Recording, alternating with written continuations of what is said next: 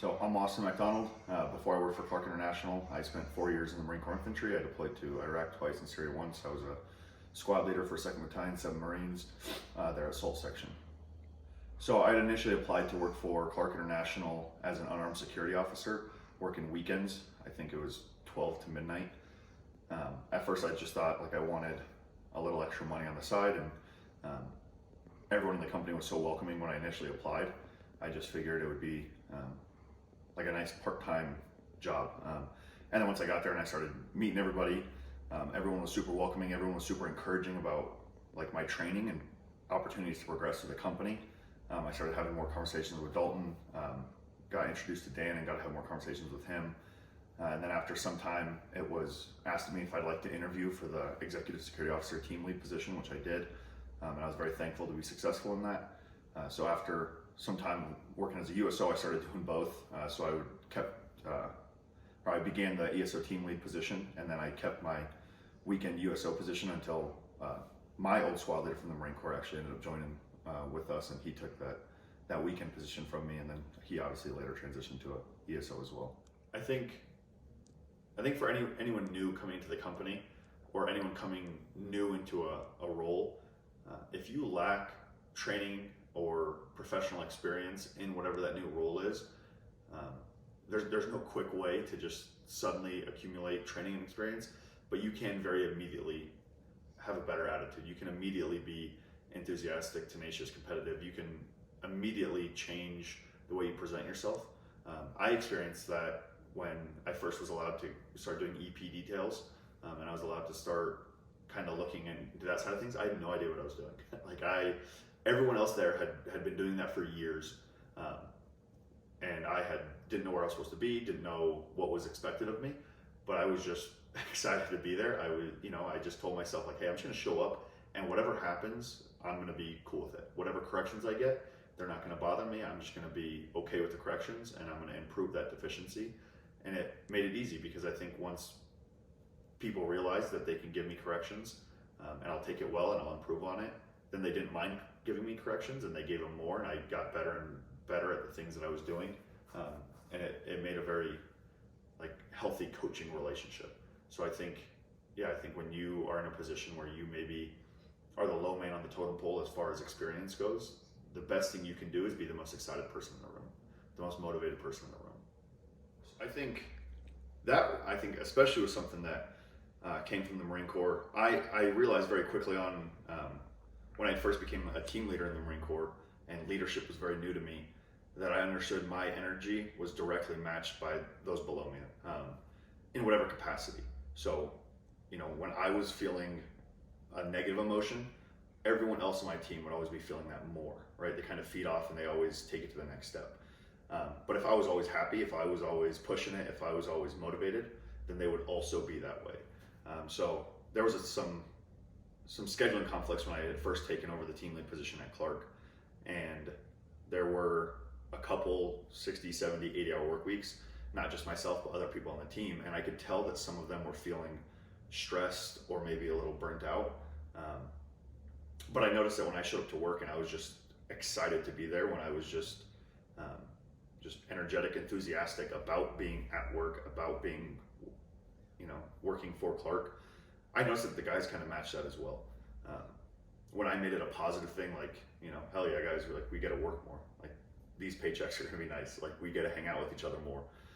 The client's happy. We're getting nothing but compliments.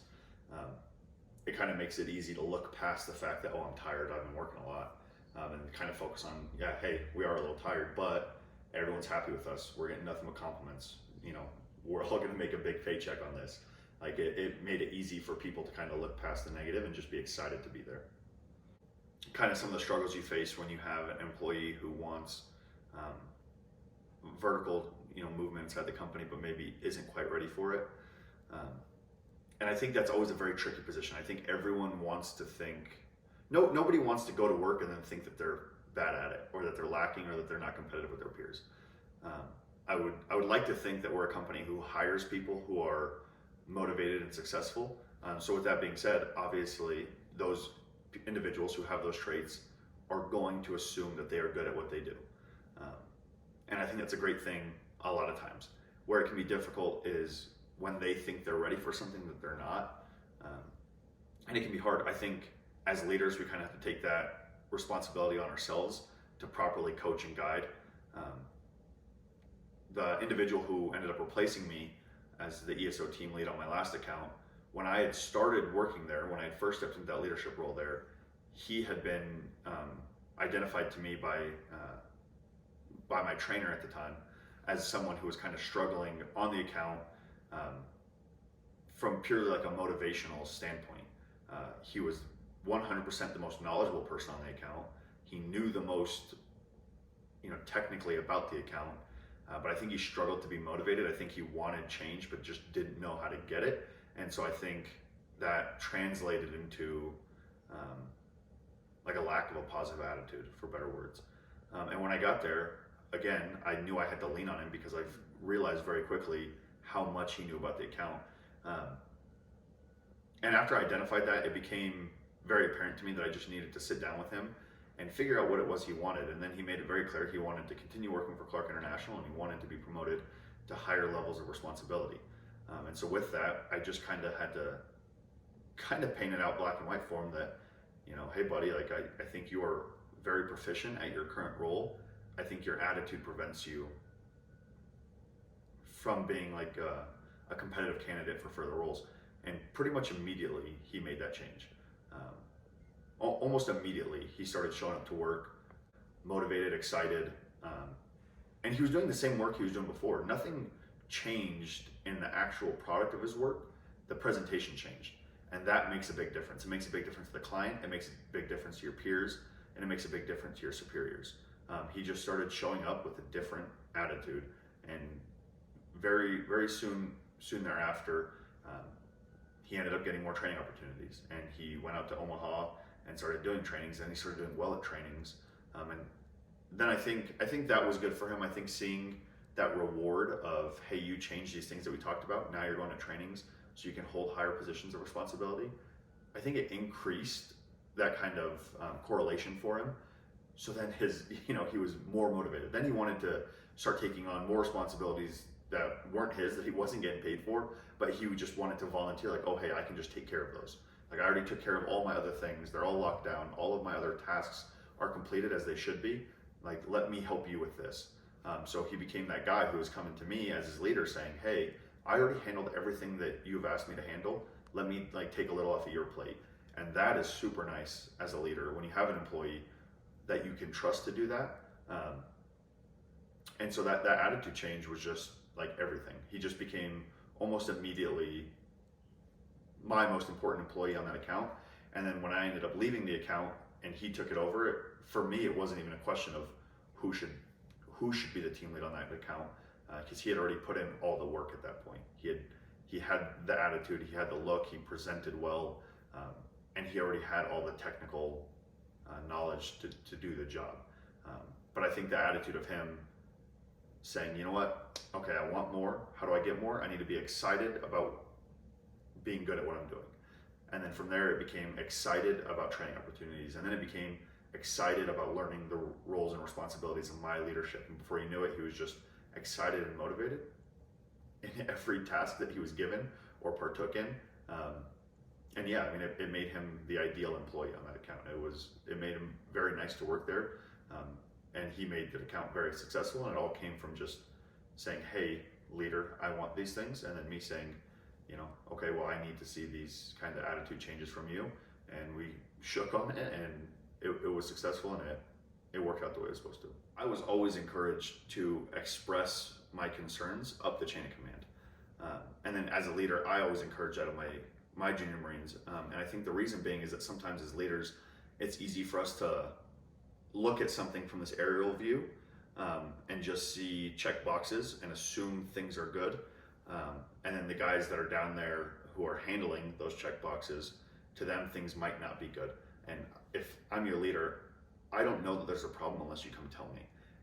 And again, sometimes maybe you bring that problem to me, and as your leader, the initial way that it's brought to me, it doesn't seem as big of an issue to me as it does to you. So I need you to be the squeaky wheel. Closed mouths don't get fed, and if there's something you need from me, you have to kind of push that issue. And I've always done that with my own leadership. Um, Kind of the way I've always seen it is, if there is a problem that I have and I believe my leadership can fix it, I will bring it to their attention. Um, and then as far as continuing to bring it up goes, if I get a no and the no isn't a big deal, then that's fine. If it is a big deal, then I'll continue requesting whatever it was that I needed, because eventually they will understand that it is a large need. I don't think there's anything wrong with going to your leadership and saying, hey, I have this problem, you can fix it for me. Can you fix it for me? If not, why? And I think the why is important. I think a lot of guys want to ask for things, and when they don't get it, they're very frustrated.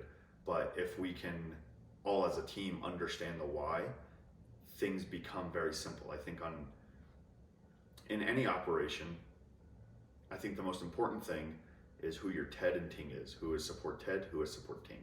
And when you figure out who is support TED, it's very easy to base all of your decisions off of that. So if I identify a problem and I identify who needs to fix it, then they are the one being support TED. If I am in the support Ting role, then it is easy for me to identify what their needs are and how can I help them. So I've always approached my leadership the same way. If there's a task, I first need to identify, am I supporting my leader in this role, or am I currently the one being supported and I need things from them? Because if you're the one being supported and you need things, then you should never hesitate or feel like you're in the wrong for going to your leader and being the squeaky wheel. I think if anything, it's your responsibility, and you should do that. Because as leaders, you can't always be expected to just always know what's wrong or what's going on 100% of the time.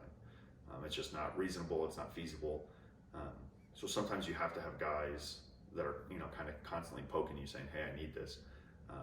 Even if it's not something you can handle right then, it keeps it on your radar until you have time, space, and resources to address it. And I think that goes a long way in making people happy. If they feel like, hey, I'm bringing this up and I got told no, but I was explaining the why. Because if they can understand the why, then I think it makes it harder to complain when you get it. I think for me, what was big, and this was always like I think a learning point from the Marine Corps, is that everyone should be prepared to fulfill the role of the person above them. And at the time we didn't have ASOs, we just had ESOs on the account, so that was the next role.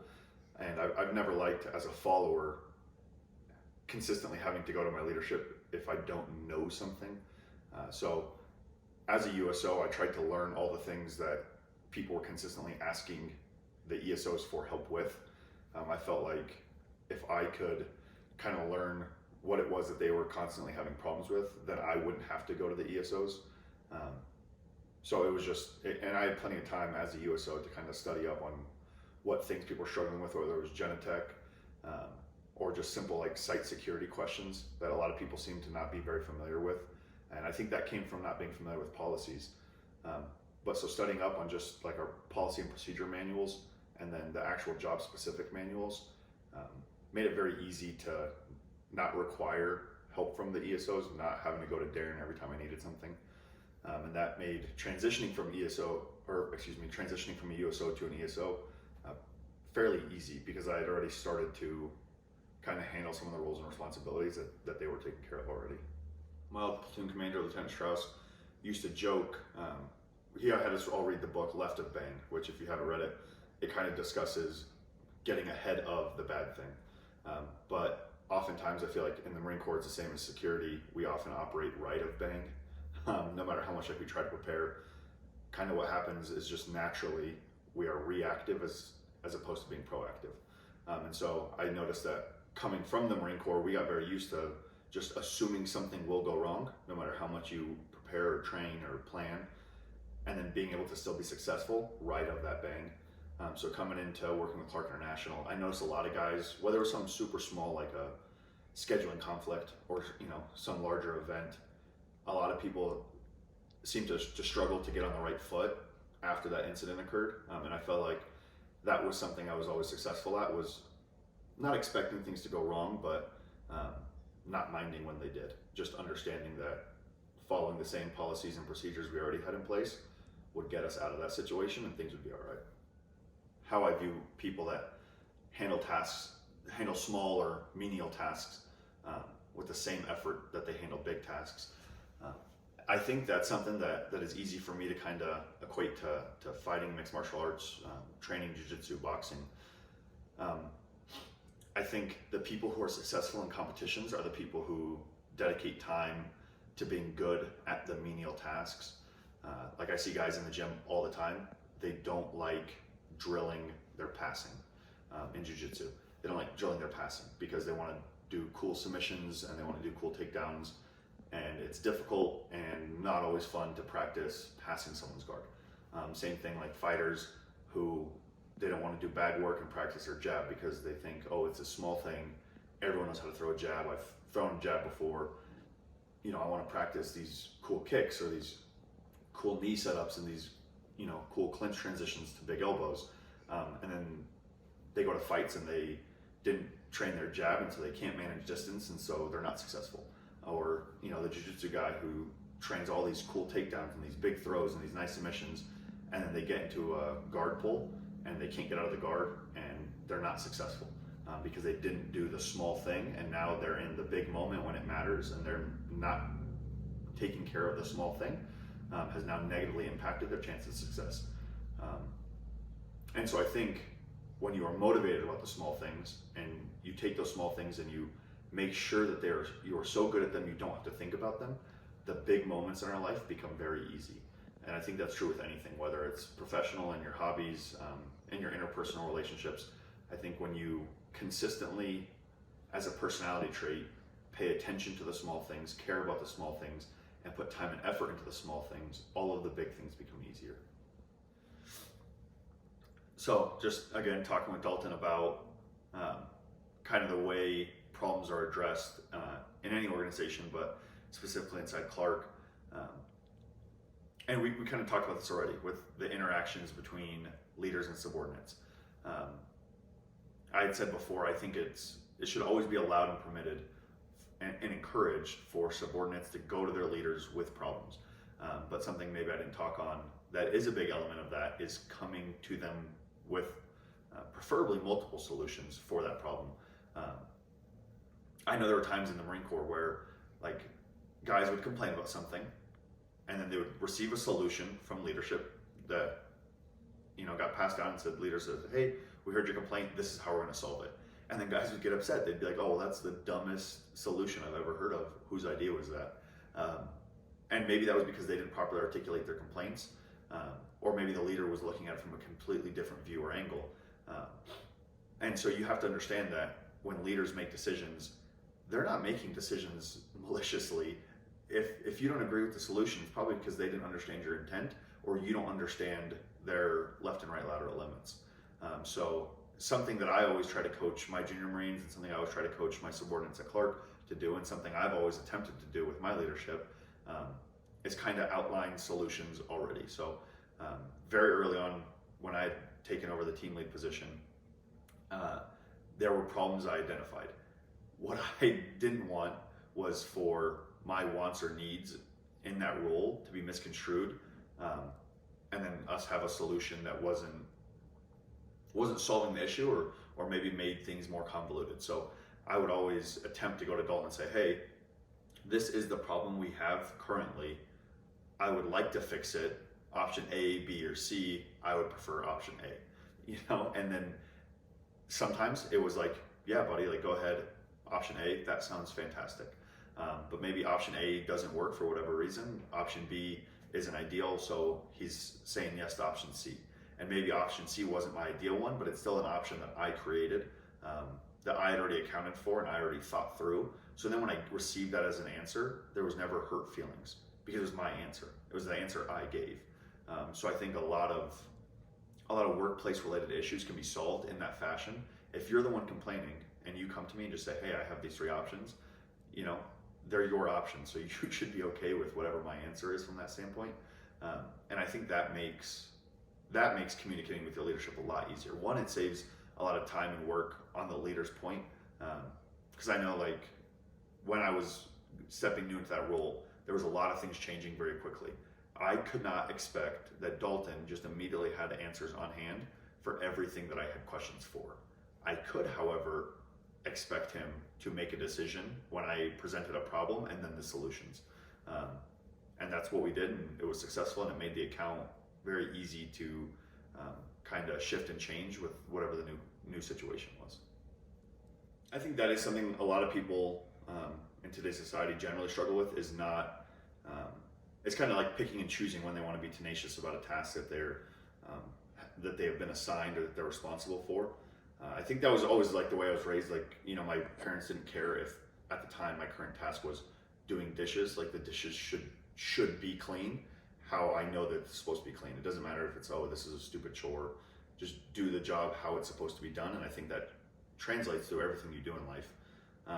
And then, like, that was super reinforced when I was in the Marine Corps, because even the small jobs have a wide overarching effect, like, on the organization and the operation as a whole. Whether it's, you know, something that, like, everyone hates the monotonous, like fire watch, like guys just standing post and staring at the nighttime sky for an hour. Again, super boring. Everyone hates it. But at the end of the day, what you are doing is making sure that everyone else is safe while they're sleeping. And that is something that cannot be dropped. It's something that is required. And I think in every job, there's a lot of tasks like that. Like, there's always that one thing or a couple things that you're like, it's boring, it's tedious, I don't want to do it. But I've found that oftentimes those are the things that matter. Those are the things that kind of make or break your success in any operation, in any task, in any career field. Those little things, the attention to detail is what gets people. And so I've always found it easier to be motivated on taking care of those small things. The small jobs, like, you know, again, working as a USO, coming from being a SWAT leader in the Marine Corps and, you know, operating in combat zones, getting out of that, and then working as an unarmed security officer in Lone Tree, Colorado. That was obviously a very large change of pace. But I was motivated and excited to be there because that was the task I was assigned. Like, I interviewed for a position. I agreed to undertake certain responsibilities. And I was excited for that. I was excited to have a task, to have a job, and I was excited to be good at it and, you know, prepare for the next step.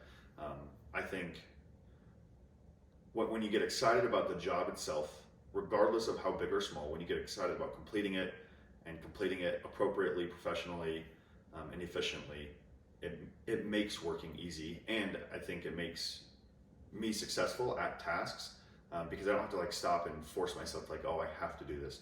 It's very easy just to fall into the role and start accomplishing what needs to be done. Yeah, so I can absolutely see how that hangs up some people. Like, working security at times can be very low level excitement. Like, you can get very monotonous. I just, from personal experience, like with our account at Clark,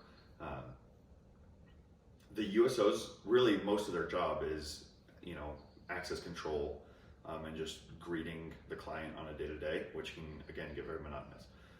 One of the things we did is we had discussed the fact that we had so many transients coming onto the property that the client had been complaining about it.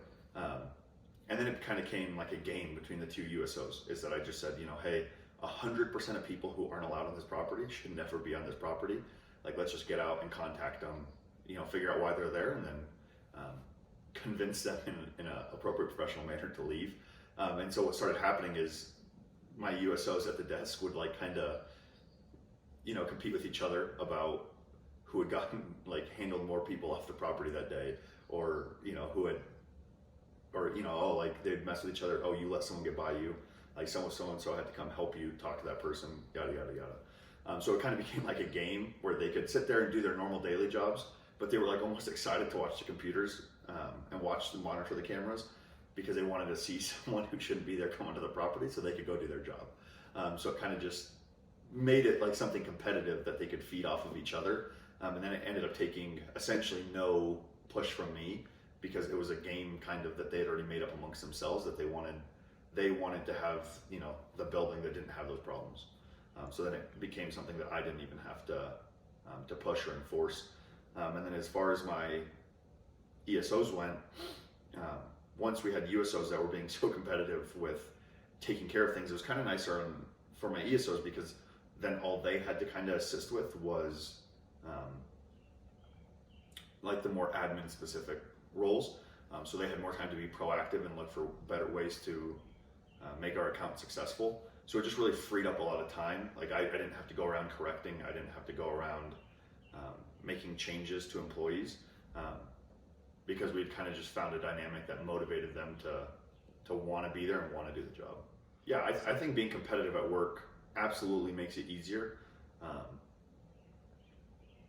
And that's, some people might not think it's healthy, but like I enjoy being competitive at work. It doesn't matter what it is. I'm not just there to get a paycheck, and I'm not there to like make my boss happy. Like if you're my peer, I'm here to be better than you.